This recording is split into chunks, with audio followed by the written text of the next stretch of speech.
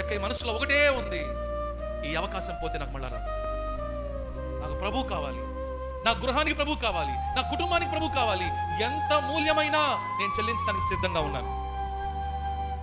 అలా గృహంలో రావడానికి ఎంత మూల్యమైనా నేను చెల్లించడానికి సిద్ధంగా ఉన్నాను. ప్రభు నా కుటుంబంలోకి రావడానికి నేను ఎంత అవమానాన్నైనా సహించడానికి సిద్ధంగా ఉన్నాను. ప్రభు మౌనంగా చూస్తున్నాడు. నా ఆస్తిలో సగభాగాన్ని ఇచ్చేస్తానయ్యా. నా ప్రభు ఎదురు నేను ఎంత తగ్గించుకోవడానికన్నా, ఎంత అవమానపడటానికన్నా ఐఎమ్ ఓకే, ఐఎమ్ రెడీ. తన తల వెంట్రుకలు తీసి ప్రభు పాదాలను తొడగటానికి ఎక్కడా సిగ్గుపడలేదండి. ఏం భక్తి అండి భక్తి! ప్రభు హృదయాంతరంలో కదిలించబడుతున్నాడు. ఆమె కార్చే కన్నీరుకి ఎక్కడ కూడా ఆమె ప్రార్థన చేసిందని కానీ, ఎక్కడ కూడా ఆమె ప్రభుతో మాట్లాడిందని కానీ, ఎక్కడ కూడా తన పాపం ఒప్పుకుందని కానీ రాయబడలేదు. కానీ ఆమె కన్నీళ్లే మాట్లాడుతున్నాడు ప్రభుతో.